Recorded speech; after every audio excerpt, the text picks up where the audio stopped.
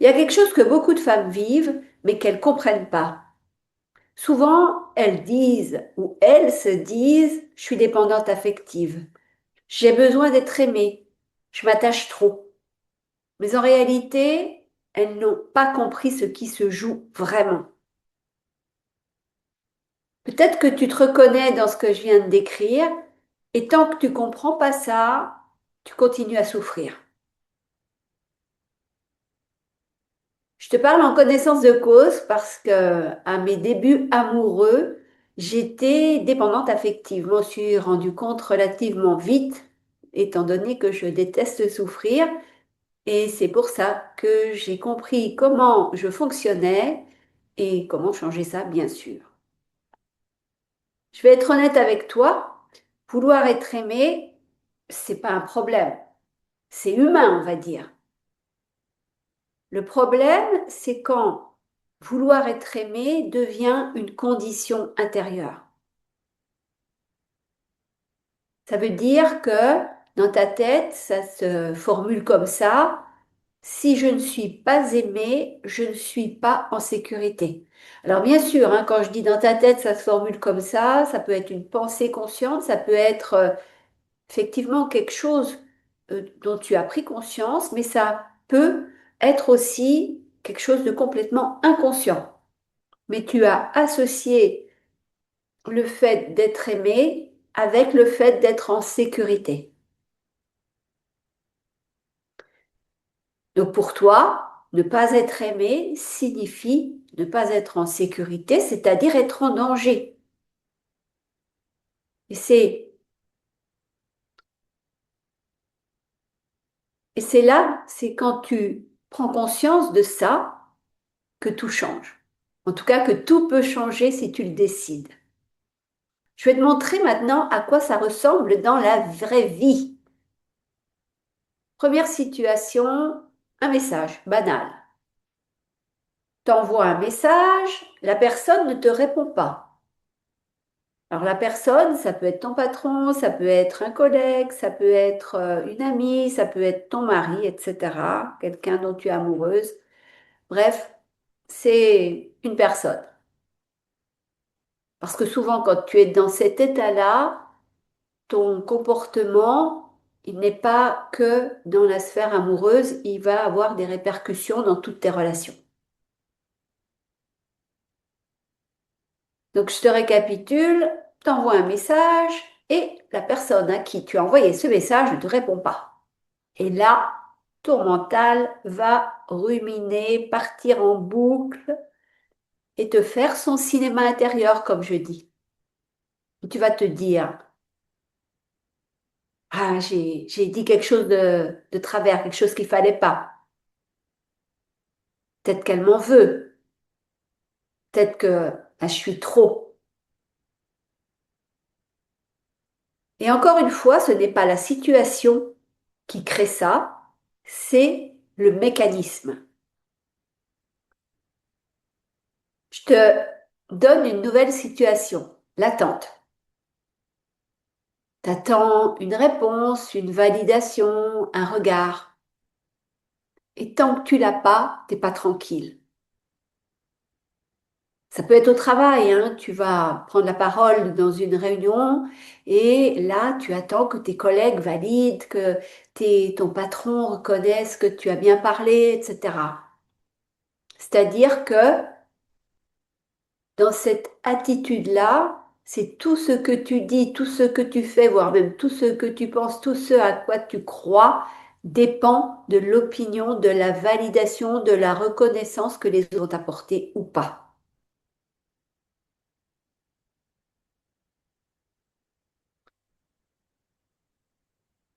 Et là encore, ben, quand t'as pas ce que tu attends, tu n'es pas tranquille. Troisième situation, l'adaptation. C'est qu'à force d'avoir ressenti tout cela, d'avoir vécu cela, d'avoir imaginé tout cela, parce que ce n'est fondé sur rien finalement, tu vas modifier ce que tu dis. Tu fais attention à ton ton, le ton que tu as utilisé pour parler ou pour écrire à quelqu'un. Et quelque part, tu es toujours dans le contrôle et tu te retiens. Tu n'es pas toi-même. Tu surjoues, tu te suradaptes en permanence. Et pourquoi tu fais ça?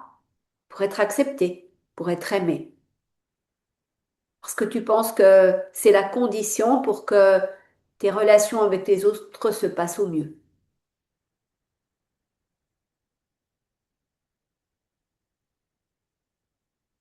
Là, je t'invite vraiment à regarder toutes ces situations de plus près parce que tu les as certainement vécues et sûrement il n'y a pas très longtemps. Et je veux attirer ton attention sur le fait que le problème, ce n'est pas l'autre.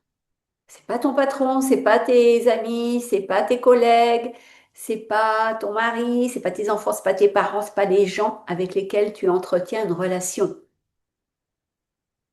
Le problème, c'est que ton état intérieur dépend de l'autre, dépend de ton interlocuteur, dépend des autres.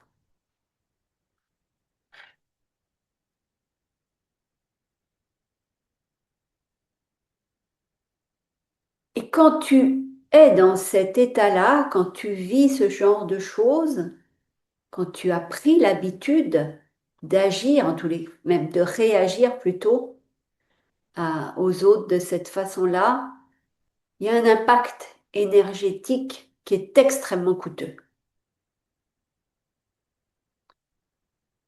En clair, ça veut dire que ton énergie n'est jamais stable. Tu as des pics comme ça, des creux, des pics, parce que tout est soumis, tout est conditionné par ce que l'autre va dire, va faire, comment il va réagir à ce que tu dis, fais, pense, etc. Donc ton énergie n'est jamais stable, ton calme dépend de l'extérieur, ça veut dire que si l'extérieur est agité, te perturbe, tu perds le calme intérieur, tu perds ta paix intérieure, tu perds même ta joie de vivre. Et troisième impact, c'est que tu es en vigilance permanente. Tu es toujours en train de contrôler. Tu ne vis pas, tu survis et c'est épuisant.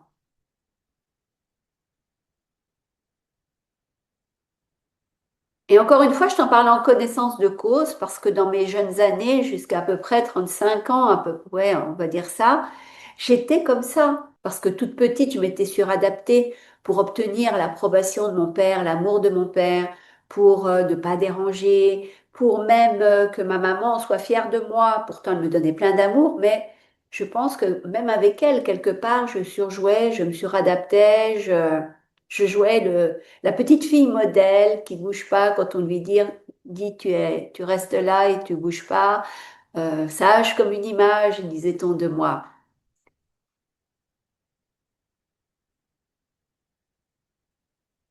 Donc oui, j'ai vécu ça et dans mes premières relations amoureuses, on va dire, j'ai trop aimé et j'ai mal aimé, bien évidemment. J'ai eu la chance déjà de rencontrer un homme quand j'avais 30 ans.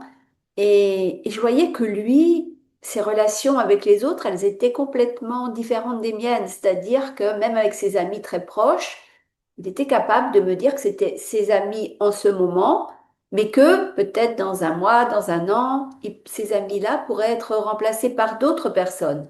Et ça, moi, je trouvais ça, mais complètement incongru, complètement irréaliste. Pour moi, quand tu es ami avec quelqu'un, tu peux pas imaginer qu'un jour, il ne fera plus partie de ta vie et que tu le remplaceras par quelqu'un d'autre. Mais Denis, lui, vivait ça de façon très sereine et je me disais, mais c'est un opportuniste, comment on peut faire ça? Est-ce qu'il est vraiment sincère dans ses relations? Et je comprenais pas son fonctionnement. Mais en tous les cas, il a déposé cette graine en moi de m'interroger sur ma propre relation aux autres et de me dire, manifestement, lui, dans cette approche qu'il a avec les autres, il ne souffre pas. Il a des relations harmonieuses et tout semble bien se passer. Lorsqu'il perd quelqu'un dans sa vie, il sait que ce quelqu'un sera remplacé par quelqu'un d'autre un jour ou l'autre. Ensuite, quelques années plus tard, j'ai rencontré Michel, l'amour de ma vie, va-t-on dire, et lui était plus âgé que moi et il y avait dans son comportement un certain détachement, pas forcément à mon égard, mais aussi à l'égard de ses relations. Et pareil, ça me faisait m'interroger et ça m'a, dans un premier temps, rendu plus fragile parce que j'avais peur de perdre cet homme. Et, et donc là, je l'ai trop aimé, je l'ai mal aimé. Et comme c'était un homme nettement plus âgé que moi, ayant eu beaucoup de femmes dans sa vie, il a repéré très tôt mon comportement et très tôt l'a pointé du doigt en me disant, mais oui, tu sembles m'aimer, tu dis que tu m'aimes, ma mère est persuadée que tu es la femme qui m'a le plus aimé au monde, néanmoins tu m'aimes mal, tu m'aimes trop. Et à ce moment-là, ben, j'étais la pure intellectuelle, hein, dans ma trentaine, j'étais encore très formatée par l'université, par mon enfance, où j'ai tellement lu, tellement appris, tellement voulu comprendre, cette soif d'apprendre, cette soif de comprendre. Donc j'ai lu beaucoup de livres sur justement la dépendance affective, sur le fait, ces femmes qui aiment trop, ça c'est un livre que j'ai dévoré. Enfin voilà, et je me suis interrogée en me disant, mais finalement, Michel a raison, je ne sais pas être amoureuse vraiment, je ne sais pas donner le meilleur de moi et retirer le meilleur de l'autre en ayant une relation adulte et pas une relation, passionnelle ou une relation d'adolescente. Donc voilà, c'est aussi grâce à ça que il y a eu un moment, j'ai eu envie dans cette relation qui a duré quand même très longtemps. euh, je me suis repositionnée et j'ai fait autrement. Et notre relation n'en a que mieux fonctionné puisque Michel ne se sentait plus prisonnier, plus euh, castré, entre guillemets, quelque part. Maintenant, je vais voir avec toi, bien pourquoi tu fais ça. Déjà, c'est pas parce que tu es trop sensible. Parce que souvent, on va se dire ça, oui, je suis une hypersensible, alors je suis plus à fleur de peau, je ressens plus d'émotions que les autres, donc c'est normal qu'en amour, je donne plus, je donne trop, je donne mal, etc.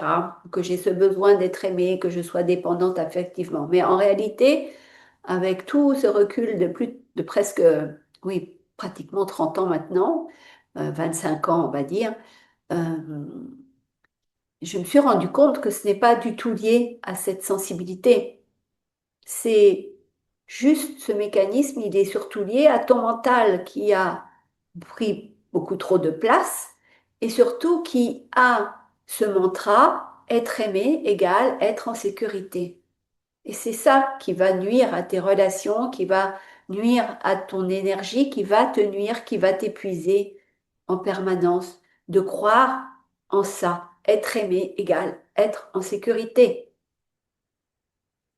Donc ton mental, puisque tu l'as formaté pour croire ça, il fait tout pour maintenir ça, hein. Encore une fois, ton mental, il croit, il te pousse à croire ce qui est validé dans ta vie. Donc si dans ta vie, tu penses qu'être aimé égale être en sécurité et qu'effectivement, eh bien, les expériences que tu vis te montrent ça, que lorsque tu te sens aimé, ben, tu te sens sécure. Ton mental, il va tout faire pour te maintenir dans cet état-là. Et pour ce faire, il analyse, il anticipe, il s'adapte en permanence, il contrôle tout le temps. Et là, c'est le chat qui se mord la queue, c'est c'est la boucle infinie, c'est le cercle infernal, appelle ça comme tu veux. C'est que plus tu dépends de l'extérieur, plus tu perds ton centre. Et plus tu perds ton centre, c'est-à-dire qui tu es profondément, plus tu cherches à l'extérieur, plus tu vas perdre ta paix intérieure, ta joie de vivre, et plus tu vas les chercher à l'extérieur. C'est ça qui va aussi beaucoup te nuire parce que c'est aussi ça qui explique qu'au fil des années, des décennies, eh bien tu te perds. Tu ne sais plus qui tu es, tu ressens un vide profond et tu perds même l'envie de vivre et le sens de ta vie. C'est très grave d'être ainsi. Plus jeune, comme je te le disais, j'étais comme ça et j'ai accompagné des centaines de femmes dans cet état-là. Je me rappelle d'une de mes clientes, Mathilde, qui me disait, mais moi, mais je veux juste être aimée normalement. Elle voulait ça, mais en réalité, elle surveillait tout. Les messages, les réactions, les silences de ses interlocuteurs.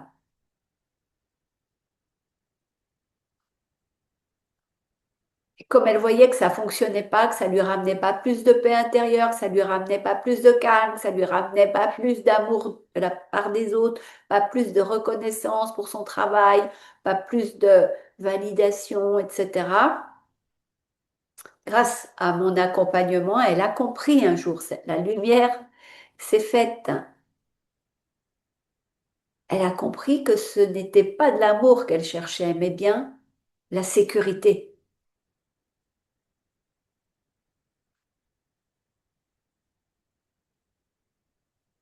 Et franchement, si par cette vidéo, j'arrive à te faire basculer dans cet état, à te montrer ça, que pas de l'amour, ce que tu es en train d'exprimer ou de rechercher, mais c'est bien la sécurité, bien quelque chose change dans ta vie.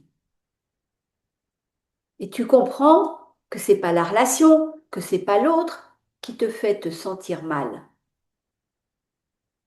C'est simplement ton système intérieur qui s'active et qui va te nuire.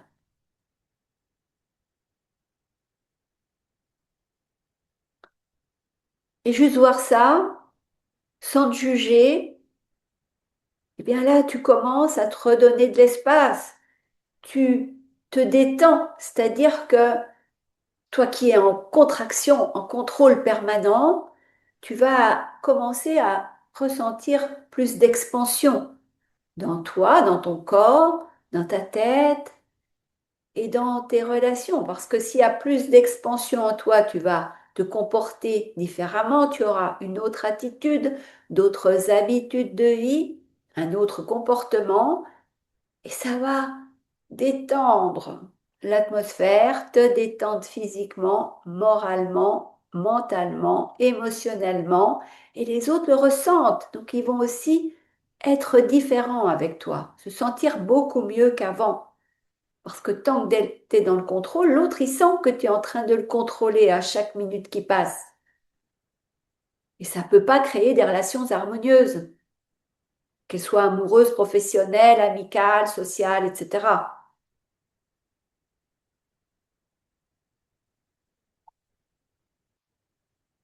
À ce stade de la vidéo, je tiens aussi à te mettre en garde contre une erreur classique que la majorité des femmes font, que toutes mes clientes ont faite, que sans doute moi aussi j'ai faite à un moment de ma vie, c'est ces femmes pensent, je dois devenir indépendante émotionnellement, je dois maîtriser mes émotions. Et elles se forcent. Et plus tu fais ça, et plus tu te coupes, plus tu te fermes. C'est une grave erreur. Les émotions, elles sont là pour te donner des indices sur ta réalité, sur les autres, sur toi, sur comment se passe une relation. Est-ce que tu es bien? Est-ce que tu es contracté? Est-ce que tu as peur? Est-ce que tu es heureuse? C'est tout ça, les émotions. Et je rejoins ce que disait le docteur Tal Schaller, hein, qui est mort maintenant depuis quelques mois. Il disait, mais quand tu as une émotion, vis-la comme si tu étais un enfant de 3 ans. Un enfant en colère, qu'est-ce qu'il fait? Il se roule par terre. Il crie, il hurle, il tape des pieds s'il est debout, ou il tape des poings s'il est par terre à plat ventre. S'il a envie de rigoler, il éclate de rire. S'il a peur, il se réfugie dans les jupons de sa mère. Peut-être s'il est triste, il pleure. En tous les cas, un enfant de 3 ans qu'on n'a pas encore formaté par l'éducation, en lui disant arrête de pleurer, ça ne se fait pas en public, eh bien cet enfant-là, il vit pleinement ses émotions. Et une émotion qui est vécue pleinement, elle passe, elle te traverse et elle s'en va.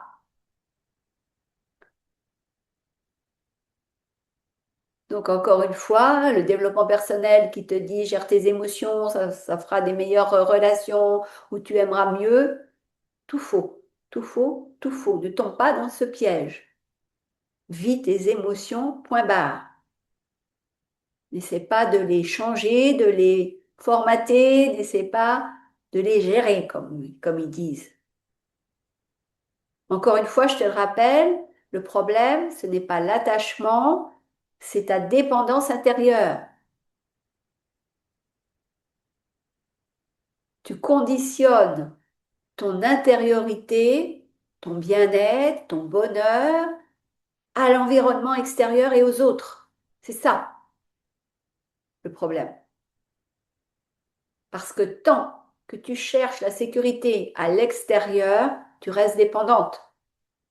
Moi, dans tous mes accompagnements, la puissance de la joie pour attirer l'abondance, que ce soit dire non sans culpabilité, que ce soit tous mes coachings, coaching laser, mes programmes en ligne, j'aide les personnes à garder un ancrage, à garder une joie profonde, une paix profonde, qui ne sont pas conditionnées par le tumulte, les emmerdes qu'on peut avoir à l'extérieur.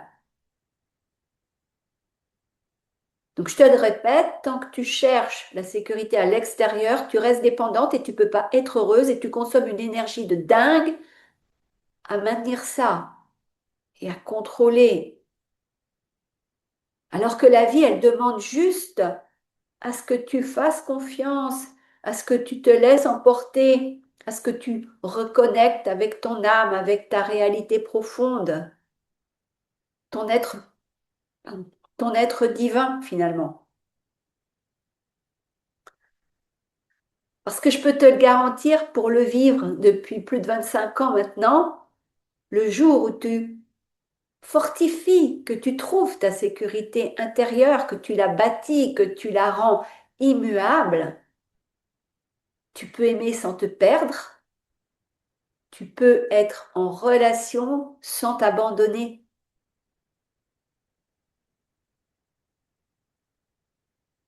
Effectivement, ça change tout. Ça change tout pour toi parce que tu es mieux dans tes baskets.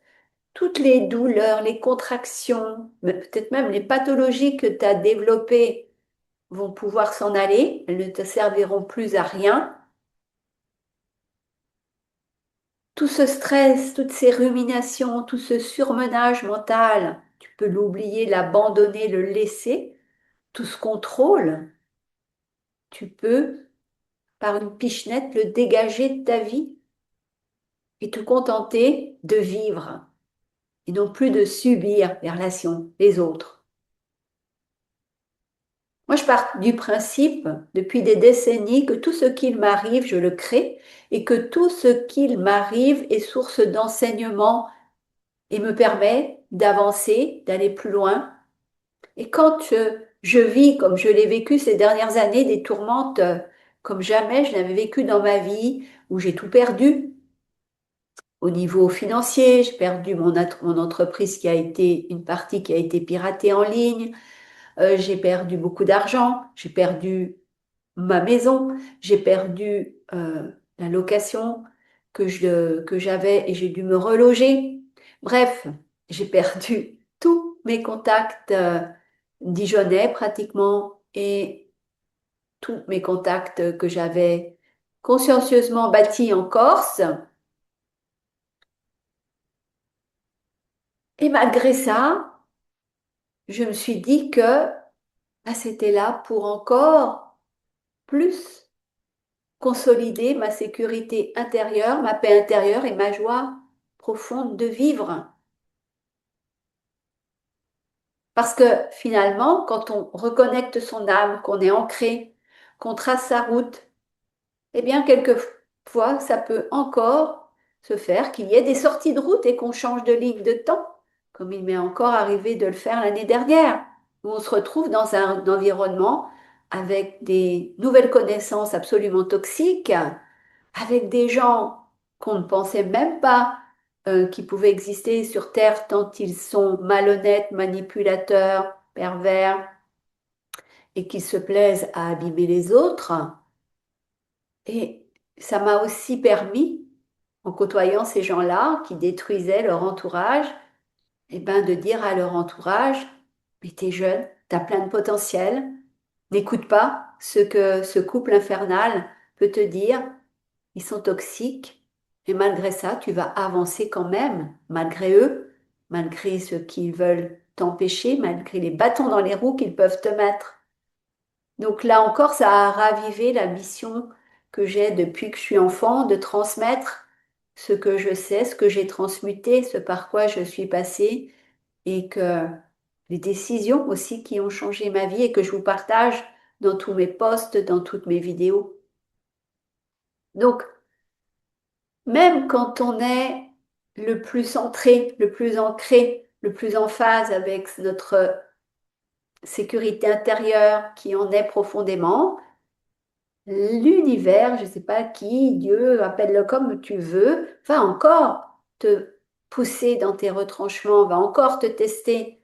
Et au plus, alors ça, je ne sais pas si c'est une bonne nouvelle ou pas, mais au plus tu vas sortir de la matrice, au plus tu vas justement vivre selon tes propres règles, sans contrainte, en pleine liberté, en t'écoutant profondément, et au plus l'extérieur, certains disent que c'est les forces obscures. Moi, j'ai pas trop d'idées là-dessus, mais toujours est-il que, effectivement, les emmerdes, les coups sur la tête vont être plus puissants que par le passé. Parce que plus tu montes dans les niveaux et plus euh, quelque chose essaie de te faire descendre encore plus bas. Mais dès lors que tu t'en sors, que tu relèves la tête, eh bien, tu as gagné un cran supplémentaire dans ton élévation et dans ton bien-être et dans ta sérénité et dans la joie d'être sur cette terre, dans cette vie-là. Donc, ça vaut vraiment le coup.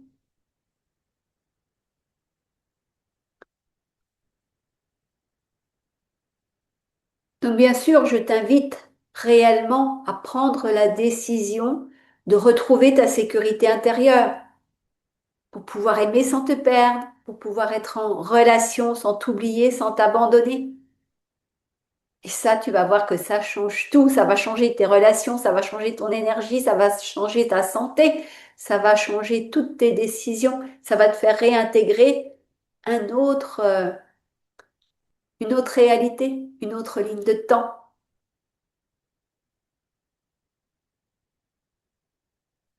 Si ce que je viens de te dire te parle profondément, que tu te dis, mais oui, bien sûr, je me reconnais, mais oui, c'est ça, et je veux changer ça, j'ai enregistré 3 audios, ils sont gratuits, et je t'explique le vrai mécanisme qui épuise les femmes sensibles et intelligentes comme toi, et comment commencer à s'en sortir. Je te mets le lien en description de la vidéo. Sur ce, n'hésite pas à réécouter cette vidéo qui était très riche, à faire le point sur ta propre situation, à prendre toute la mesure de ce que je viens de te donner, toutes les pépites, fais-en ton miel, et puis à une prochaine. Bye bye, je t'embrasse.